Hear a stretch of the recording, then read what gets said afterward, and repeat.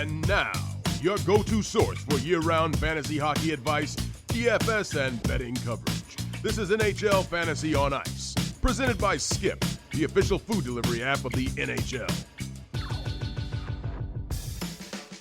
New faces, new places. The stretch drive to the fantasy playoffs is here, brought to you by our good friends over at Skip. It's time for another episode of NHL Fantasy on Ice, Week 21 Waiver Wire Edition. It's Nick Alberga and Jake Hahn with you. Jake, happy Monday, buddy. Happy post-deadline week, Nick. I know how much you love deadline week, and it actually lived up to the hype for once, or at least deadline day finally lived up to the hype for what felt like the first time in a few years. So we'll get into all the debuts over the weekend, what we think of some line combinations, and getting set for fantasy playoffs in about a week or so as well, Nick. So this episode brought to you by Skip. Skip to the good part and get groceries, meals, and essentials delivered right to your door on Skip.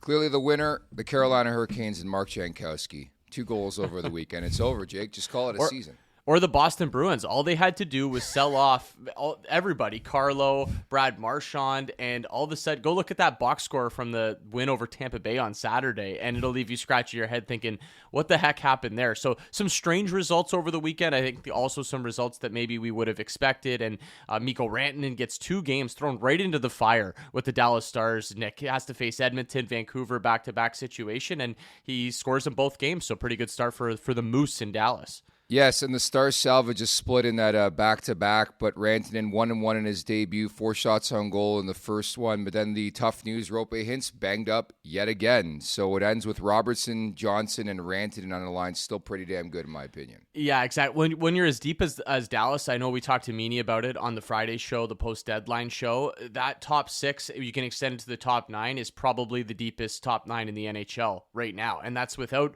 Roope Hintz and without Tyler Seguin as well, who's out, and it's still, you still look at it and go, man, this is scary, this is lethal. So it's unfortunate. I think if you're a Roope Hintz fantasy owner, you don't want to lose anybody at this time of the season. These are tough injury blows. We saw it with Jack Hughes last week, Dougie Hamilton as well, not getting a great timeline. So from a fantasy perspective, Nick, to lose players like this at this point of the season, there's really no advice for it. It's just you have to eat it. You hope you can find something on the waiver wire to get yourself through the fantasy playoffs, but this is the worst time to pick up those kind of injuries. Well, it's a perfect show if you're looking for waiver wire options. Again, Week 21, Pete Jensen's coming up in about 10 minutes here, and we'll do our best. You're right. This time of year, it's just so hard to salvage that, especially somebody like me who own Jack Hughes in both the leagues I'm in.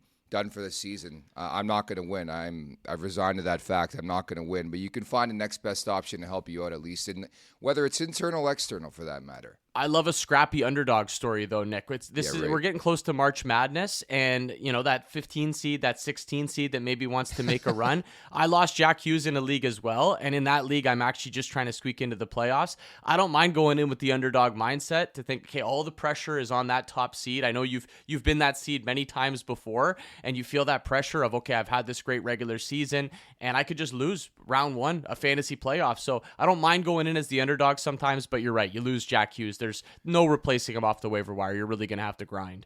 Just checking the standings in our 16-team league. Me, you, 1-2. You're in first by 6 points over me. I just had a rough week losing Hughes, man. Everybody's sad on my team, man. They're not feeling good. That sounds like the door's open for Johnny 1 seed over here. So, yeah. But hey, just like I said, and I'm 1 seed in another league as well. And in that league, I haven't lost since week 1. Honestly, having probably one of the better regular seasons I've had. Yeah. And I know week 1 of fantasy playoffs is going to roll around, and I'm going to be stuck like 6-1 by Wednesday or Thursday and just sweating bullets. Usually how it works, my friend. Brock Nelson, that was kind of cool to see him in a different uniform. And Colorado was buzzing. Val Nichushkin, a big game against Toronto Maple Leafs, 11 total goals scored in that game. But we talked about this on Friday. We love the appeal now more than ever, Brock Nelson in Colorado, right? Well, and I think it just makes everybody else in Colorado better. I'm not talking about Nathan McKinnon and Cale Makar. Those guys are as good as it gets. I don't think there's any room for those guys to get better from a fantasy perspective. But I think it'll help a guy like Val Nichushkin, who's already an excellent player, but maybe take a little bit of pressure, give him another center to play with, depending on what they want to do with their line combinations. Brock Nelson individually, if you had him sitting in that Isles offense, and now all of a sudden he gets injected into that Colorado team, you're loving it. And even Charlie Coyle in a deep deep league, again, like the Coyles, the Ross Coltons on that Avs roster, I think they have some value, but more so in a deep league. But that top 6 in Colorado, Nick, they went from being a one-line team, I felt like, before Val Nichushkin came back, to a two-line team when Val came back, to now I think you can maybe argue they're a three-line team, and they're going to need to at least be a three-line team if they're going to go anywhere in the Central Division. Man, the Avs had a sneaky good deadline. Like, they addressed position of needs, right? They got Nelson at 2C. They got Charlie Coyle, who is so underrated. From a fantasy perspective, again, we talked about this, but I think his value takes a massive hit. He's not playing on the power play in Colorado, understandably so. He's on line 3 with Kiviranta, and Colton did pick up an assist in his debut, but they're sneaky good, are the Colorado Avalanche. I don't know if I could say the same about the Carolina Hurricanes. Shout out to my guy Mike Maniscalco in Carolina. Great call on Logan Stankoven's first goal in his first game. Put some stank on it. I love that. But I like this deployment right now. He's playing with Svechnikov and Aho, and PP1 is Logan Stankoven with the Canes. I think one thing to keep an eye on, I know we're going to have Meany jump in for the Bet365 segment, maybe talk some betting angles from some of these players, what we saw over the weekend, obviously what's coming up this week. But Logan Stankoven and his deployment in Carolina, I think we're going to see an uptick in minutes here, especially with this trade. They're going to want to showcase him, give him all the opportunity to succeed here with the Canes, give him those chances that maybe he wasn't getting in Dallas, in a bit more of a spread out offense, less minutes. I'd look to that Stankoven shot prop, Nick. I think, and he's never been shy to fire the puck. I think with a few extra minutes in Carolina on a team that generally likes to shoot and generate a lot of chances, I'm looking at that. I'm looking at him to fire. It was nice to see him get a goal over the weekend. I think I'm still lukewarm in Carolina in general, but I actually think if you're a Stankoven owner, maybe a little bit more value with the Canes than you had with the Dallas Stars. Quietly heating up are the Carolina Hurricanes as well, and we like that fit for Logan Stankoven. Obviously, a guy who's going to get picked up quite a bit over the next couple weeks. So Dylan Cousins ends up in Ottawa. Did you see the shade he threw at Buffalo over the weekend? Maybe it's just like a passive response, but like, dude, like you went from Buffalo to Ottawa, another team that struggled to make the playoffs. Well, yeah, going from Buffalo to Ottawa, I mean, anything from Buffalo is an upgrade, Nick, at this point, just getting out of Buffalo. So if I'm a Cousins owner, I'm pretty happy to see him get to the Ottawa Senators. Again, early days, small sample size based on what we've seen so far, but he's got some talented players to play with there and some good vibes over the weekend. That comeback win over the Rangers, a game they looked down and out in, and Brady Tkachuk, that great post-game interview afterwards, getting fired up about the crowd. So some vibes in Ottawa right now, I think. And I'd be pretty happy if I'm a Dylan Cousins owner, just about the potential of what he could do in the fantasy playoffs. Here's a fun question. Would you rather own Dylan Cousins right now or Josh Norris, who was part of that deal going to Buffalo? I'm inclined to say Norris. I know he didn't pick up a point in his debut with the Sabres, but Thompson-Norris Tuck intrigues me, plus power play 1. You look at Cousins with Perron and Batherson on line 2 and power play 2. I think there's probably more of a path to legitimate top line minutes for Norris. So I think you're probably right there in power play time. I'm always worried about injuries, but assuming he stays healthy, I don't mind that spot for Norris. I'm still going to go with Cousins, just the higher ceiling, I think, for this player, if he can finally reach that. A player we saw put up great numbers a couple years ago, and it really fizzled out in Buffalo, but a lot of things tend to fizzle out in Buffalo. And how many times, Nick, have we seen this? A player leaves the Sabres, maybe not instantly has that success or that leap into being a different player, but within the next couple of years, would we be surprised if all of a sudden Dylan Cousins is this point per game guy, and we look back and go, wow, the Sabres let another one get away? Just add it to the list. Eichel, Reinhart, all these guys. So Buffalo better hope that doesn't happen, but at the end of the day, they probably had to part ways with Dylan Cousins anyways. Probably. Last few I want to hit on, then we'll get to Pete Jensen, look at week 21, the waiver wire. Casey Middlestat gets a debut, but he's playing with Kepke and Lettieri. I mean, that's not really the value I'm looking for. A very diminished looking roster for the Boston Bruins, but as you mentioned, they win. I was like, easy fade. They beat the hottest team in the league. Betting in the NHL makes no sense. Andrei Kuzmenko is another guy I thought I had interest in, but he just can't find a home. Although playing with Kopitar and Kempe and on the first power play, that does still intrigue me, but there's just no consistency to the game right now. Well, and going back to your Boston angle as well, some of these teams that sold, I actually do think there could be some value because nobody's going to want a piece of these teams. And if you're in a deeper league, someone's got to get the top 6 minutes and maybe a little extra power play time from these teams that sold off pieces. So I don't completely disregard them. And sometimes you get these situations where, yeah, these are scrappy players and they see an opportunity and they kind of want to run with it. We do have to mention the great chase as well, Nick. We added another goal to the tally and yet another empty netter from Alex Ovechkin. If you were quick enough on the trigger, you could have played that live betting angle, but you had to be really quick this time. McMichael scores with about 4 minutes left, and then Ovi gets the empty netter. It's amazing, this guy's ability to find the empty net, Nick. He's got 2 guys on him. He's basically at the center ice at the red line. Back turn to the net, just sweeps a backhand, and it somehow goes right in the middle of the net. It's amazing some of the spots this guy can find the empty net from. I'm loving this great chase. It is so cool, and to me, the big thing is his age. What he's doing at his age, finding his way. The consistency, the durability, like even coming back from a broken leg the way he did and just not skipping a beat. On top of that, I think the best part of this story, Jake, they're a good team. Like, he has a shot at winning a second Stanley Cup, in my opinion, this season. I love that added wrinkle. Imagine if we were watching this and it's like, Capitals are second last in the East and we're talking about a rebuild and blowing the thing up. It's like, okay, it's still cool. He's still chasing Gretzky, but it's so much better that the games have meaning, and we're going to get to watch this, and maybe he breaks it by the end of this year, maybe within the last couple weeks of the season, something like that. And then we're all excited and it's, a story all across the sports world. And then the Capitals get to start a playoff run as the 1 seed, and we get to see if, hey, can Ovi run it back and win a second Stanley Cup. So a lot more fun, not only having the Caps as a playoff team, but a legitimate cup contender as well.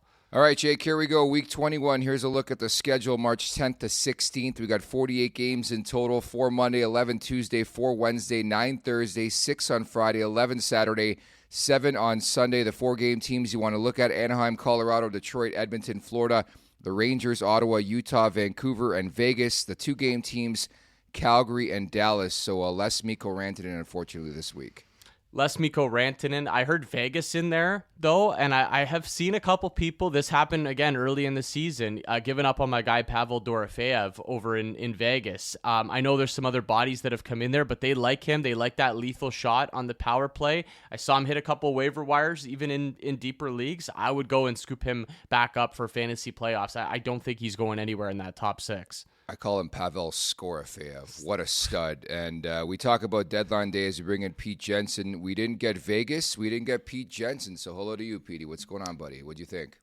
Not a quiet deadline for everybody else, but yes, unusually quiet for the Golden Knights. Remember, at the tail end of last deadline, they did pick up Tomas Hertl.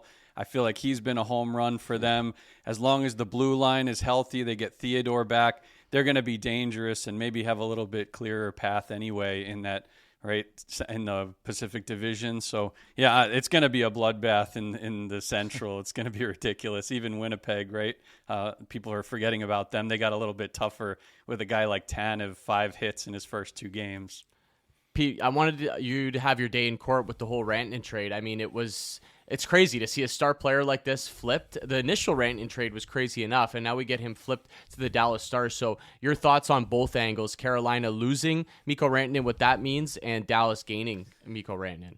So first with Rantanen, I think he's a top 10 fantasy player moving forward, no doubt about it. We're going to see more of what we saw in Colorado, regardless of what center. And that's such a great example, right? Like Hintz goes down and like they have 4 other centers to choose from. They go with Wyatt Johnston, who got the extension himself. I'm glad for Dallas's sake that they didn't have to give him up. As far as Stankoven, you guys remember I was high on him in the preseason. I'm seeing a lot of people knock this guy. I loved what I saw in his debut. And I just think that like maybe even if Stankoven plays a little center, I know he started on the wing top line with Svechnikov and Aho. I feel like Stankoven is a sneaky stealth fantasy ad. And even when they get to the playoffs, could give them a little shot and goal scoring pop when it matters most. And a lot of value right now. If you look at NHL.com/fantasy, the article top 10 waiver looks this week, he's around 20% owned as we have this conversation, which again, he's very available to pick up. At least try him out here over the next couple weeks. Yeah. The Ottawa Buffalo deal, I'm sure, caught your attention, but Josh Norris goes to Buffalo. The Sens in general, I thought, had a pretty decent deadline. Dylan Cousins going there, and Fabian Zetterlund from San Jose, right? Yeah, I mean, Buffalo had their fan base on the ledge, right? Like there were those Paterka rumors the night before the deadline. Then they got Norris. Not a bad move, but I mean, just a dark situation, I feel like, unfortunately. Norris is actually top line with Tage and Alex Tuck and power play one, but they did get shut out in the first game. So I really don't know what to make of Buffalo. I like the move for Ottawa. I like Zetterlund. When he suits up. Cousins, 9 hits in his first game. He's motivated to get out of Buffalo right now for sure, regardless of what he said. Line 2, you would expect line 2 to be something like Zetterlund, who goes from the Sharks to Ottawa playing alongside Batherson, and then the other trade deadline addition there. One name that got moved, I think that kind of flew under the radar late last week, Pete, was Oliver Bjorkstrand going to the Tampa Bay Lightning. Maybe not as big of a name as some of these other guys that we're talking about. Meany made a good point on the Friday show just about his potential of maybe taking over for that Stamkos role on the power play, but you're seeing potential here that maybe Bjorkstrand can help people out in fantasy playoffs, right?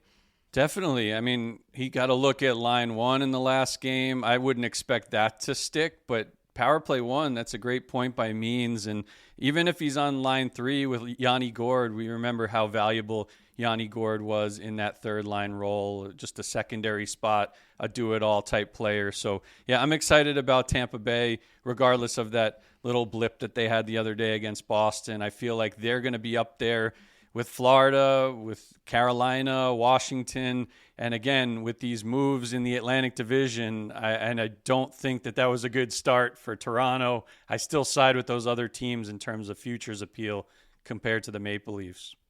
Pete, I won't lie. Look at your list this week. There's a Russian kid about to make his debut, second overall pick. He's not on your list, but you do have 2 Hawks, Alex Vlasic, Spencer Knight. Explain yourself, please. Yeah, so I know Lev Shinov was called up by the Blackhawks. It could be him. It could be Vlasic. We've seen, the shot speed from Vlasic. The workload is going to increase for sure with Seth Jones out of the picture. And then, you just look at that team in general. I think you saw it the other day with Spencer Knight. He's been lightning in a bottle so far, 2-0 with a .951. Connor Bedard scores the electric winning goal, and all of a sudden you see Chicago as they transition into now a full-blown rebuild.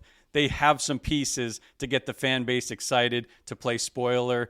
Look out for those couple of key names, and we've been waiting all year to see Lev Shinov, so definitely put him on your watch list as a rookie. It feels like with Seth Jones gone, we remember those comments from Seth Jones, right? PD Yeah. late before he left. Maybe that's motivation for these Blackhawks to say, hey, he threw some shots before he left, and now we're gonna play well here down the stretch. It's good to see Bedard having a little bit of fun. Like it hasn't looked like he's had much fun this year at all, right? And you might have to plug your nose a bit to start Spencer Knight in a fantasy matchup, but hey, he's looked good through a couple games so far. One sneaky player I saw on your list here, Pete, Gus Nyquist out in Minnesota. I don't think there's going to be a ton of interest, probably low ownership on this player, but you think in a deep league, maybe he could be a sneaky play, right? So their last game, he got moved down in the lineup, so maybe just temper the expectations there. But it's just because of that situation with Eriksson Ek and Kaprizov out longer than expected. Maybe he'll be more involved in the offense. I just remember a couple deadlines ago, he went to Minnesota and had a nice little finish, garbage time fantasy points, so I could see that happening again. And another name that Chris Meany actually convinced me on, Andrei Kuzmenko for LA, he has gotten better lineup placement than I would have expected. He had 3 shots on goal on Sunday in the win against Vegas on the road. He's playing with Kempe and Kopitar and also on power play 1 for a very deep offense in LA, so I like that. Guys, this Kuzmenko file is appealing because we saw what he did first year, but he keeps getting bounced around. Like I was laughing looking at his log in Philadelphia. He had, had history with Michkov. I think he played like 3 or 4 games, was benched for a bunch, and next thing you know, it was one of those things where Torts is like, get this guy away from me, get him out of town. They did. He goes to Los Angeles, but we're going to monitor that because of the deployment. Great stuff, Pete. Week 21 waiver wire edition. You could look over at NHL.com/fantasy for all the names, and obviously very inspired by the trade deadline on Friday. It's now time for On the Money, brought to you by Bet365. It's never ordinary at Bet365. Must be 19 or older, Ontario only. Please play responsibly. If you're someone has concerns about gambling, visit ConnexOntario.ca as we bring in the aforementioned Chris Meany. Means your thoughts on what we saw over the weekend, the reaction, the fallout to deadline day on Friday.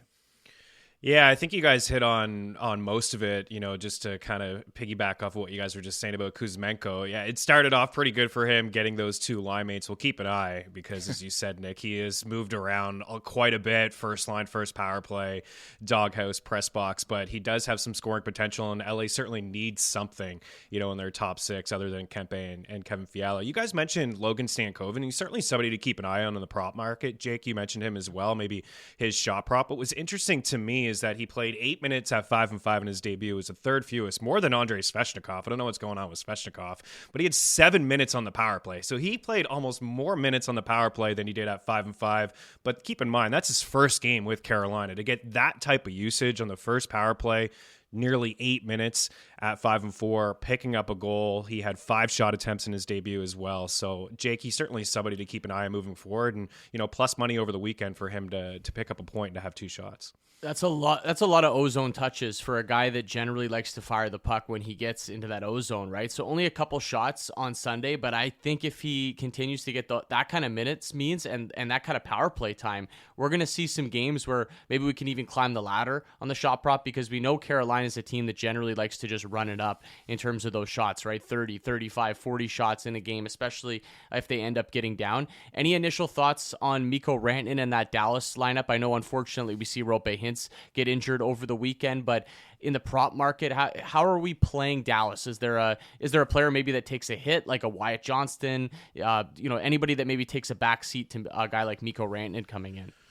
Yeah, I think originally the thought process for me was maybe Matt Duchene takes a bit of a hit because he was playing on that top power play, and with the addition of Mikko Rantanen, Matt Duchene goes on the second power play unit. But this is why we like them, so much, because of the depth that they have, right? They lose Roope Hintz, and all of a sudden Wyatt Johnson, who is playing on their third line, who's inside the top 10 in scoring since the calendar turned to 2025, just jumps up on that first line and plays in the middle of Mikko Rantanen and Jason Robertson. And then, you still have Granlund and Duchene and Mason Marchment. So there's just so much to like about this Dallas squad. I would take a look at point props like parlays over at Bet365, because a lot of these guys are minus 200 for a point, but you could do Robertson and Mikko Rantanen plus money for a point. You can include Wyatt Johnson in there. You can take a look at Granlund and Duchene if they're playing together. So keep an eye on the lines, because Pete DeBoer, he shuffles his lines more than anybody. Like, we're all excited to hear about Mikko Rantanen, but I wouldn't be shocked if Mikko had different line mates here in a couple weeks. But we'll keep an eye on Roope Hintz when he gets back in the lineup. There's no doubt that he'll be back with Jason Robertson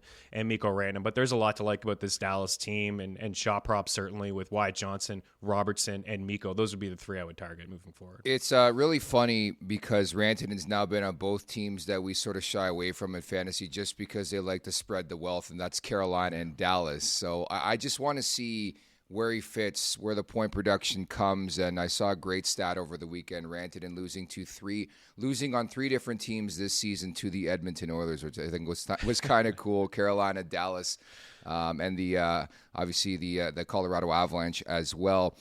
Are we sleeping on the Florida Panthers? Means they've won 6 in a row. I think quietly maybe they won the deadline. You get Seth Jones, you get your boy Nico Sturm, you get Brad Marchand. They're just chipping away, and they're red hot right now too.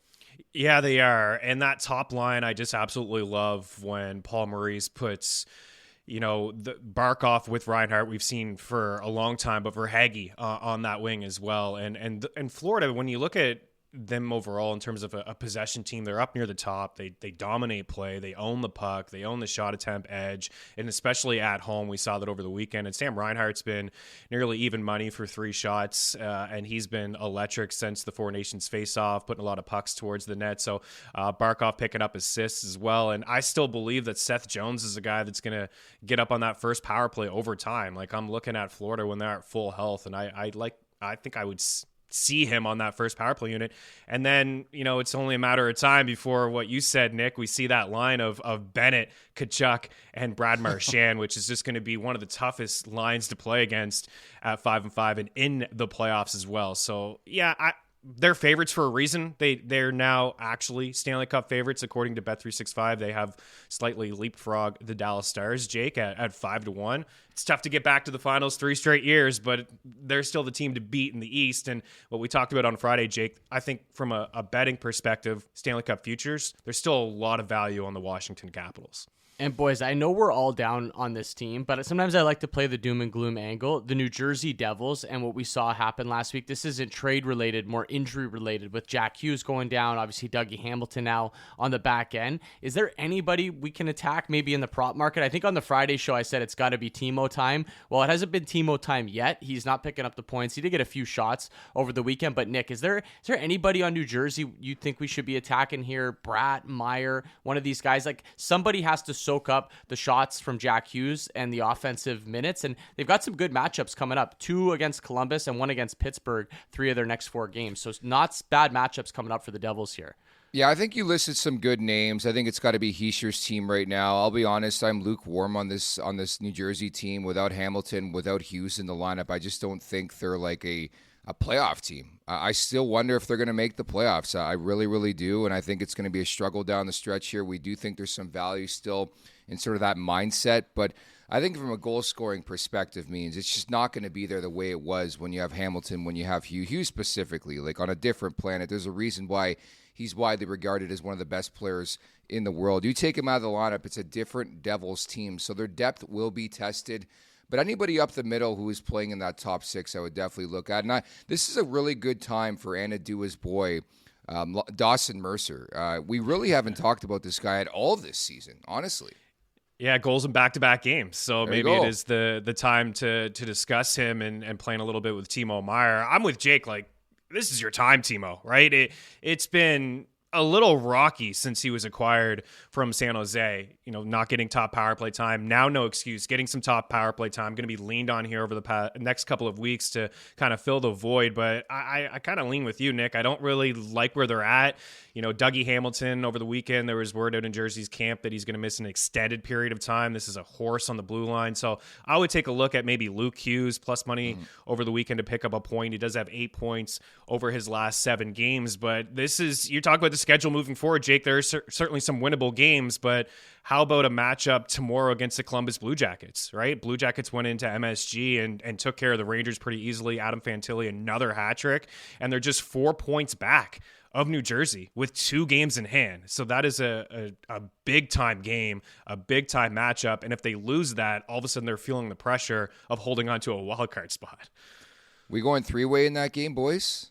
Jake? Oh, it is 3-way season, right? It is. Time, yeah, or maybe fire up your overtime games where teams get a little bit tight late, and you don't want to cough up that point, especially when you're facing a team in the other conference. I thought we were getting one of those on Saturday night between the Leafs and the Avs. When the Avs tied it up, I'm like, okay, this has got OT written all over it. Everyone take a point. Avs, they weren't interested in that. They're like, no, we're just going to win this one right now. No point for you, Toronto. Sorry about that. Guys, shifting to Monday night a little bit. I don't know if you've realized, but Buffalo is not good at all. The Sabres really? are, wow. I'm not sure if you've been following this, but it's been another bad year. 15 years, Jake. Yes, it's been a while, but Buffalo's still bad, still confirmed bad.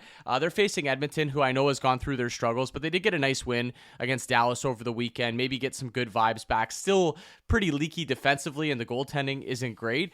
I'm willing to play Edmonton in regulation here, even Edmonton puck line. Nick, I just think Buffalo's packed it in. Like, it's done. It's over. There's no juice left in that team. Sometimes the Sabres do this thing where they play well in meaningless games at the end of the season. I don't know. The vibes are just totally off there, so I'm willing to fire up the Oilers tonight. Big win. I'll be honest, over the weekend I watched the Sabres game for the first time in a month. I just can't get to it. It puts me in a very annoyed mood, and I just can't do it. So all the power to you. Yeah, I would probably go with Edmonton. Okay, Jake, as somebody who doesn't watch the Buffalo Sabres, I would go with Edmonton. No, I'm kidding. But just show some pride. I like the Norris edition. Just stay healthy for their sake or for his sake as well.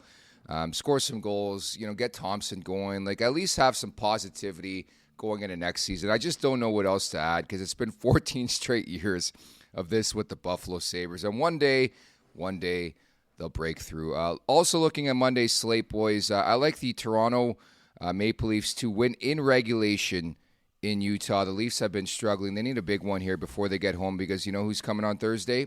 Florida Panthers at home at Scotiabank Arena. I'm also going to play the under, Detroit and Ottawa. It's been a really, really weird season for Detroit. They make the coaching change, and now they're cold again, Means.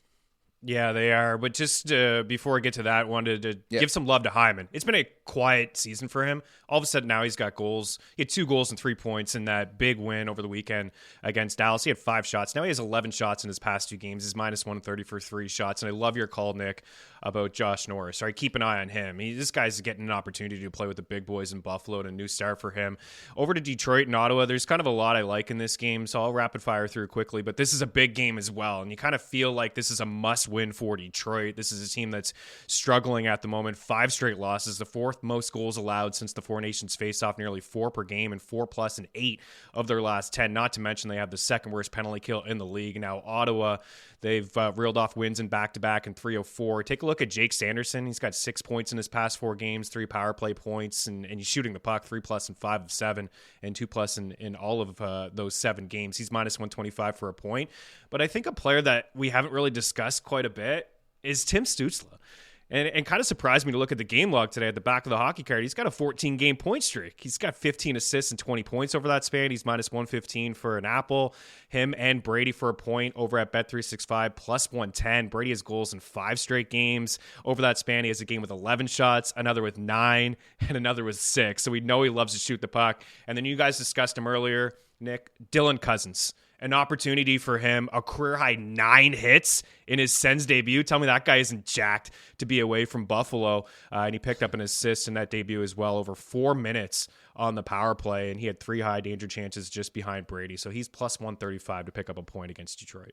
Bringing the heat means great stuff. Breaking news coming in from Bet365, where every nail-biting overtime win, breakaway, pick 6, 3-point shot, underdog win, buzzer beater, shootout, walk-off, and absolutely every play in between is amazing. From football to basketball and hockey to baseball, whatever the moment, it's never ordinary at Bet365. Must be 19 or older, Ontario only. Please play responsibly. If you or someone you know has concerns about gambling, visit ConnexOntario.ca. Pete Jensen, you want to dive in a bit more into the looks, the market, the prop market, and that. What do you got for us? Well, first, I wanted to mention Jake Wallman playing top pair, had a monster fantasy showing the other day, 24 minutes, an assist, 3 shots, 2 hits, 3 blocks. He's plus 180 for 3+ shots on goal at Buffalo on Monday. So that seems like a slam dunk.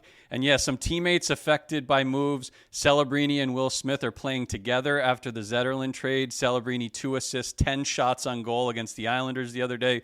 Will Smith scored a power play goal and had 3 shots. So I'm excited to see those 2 guys play together. JG Pageau moved up to line 2 with Lee and Holmstrom for the Islanders. Had a 3-point game with 1 on the power play against the Sharks on Saturday. So maybe he regained some fantasy relevance. And then this kid, Mackie Samoskevich for power play 1 for the... I nailed it, right? So power play 1 for the Florida Panthers. While Marchand and Kachuk are injured, he's top 6 and power play 1 and has a nice stat line with some power play points, shots on goal, and points to boot over his past 15 games.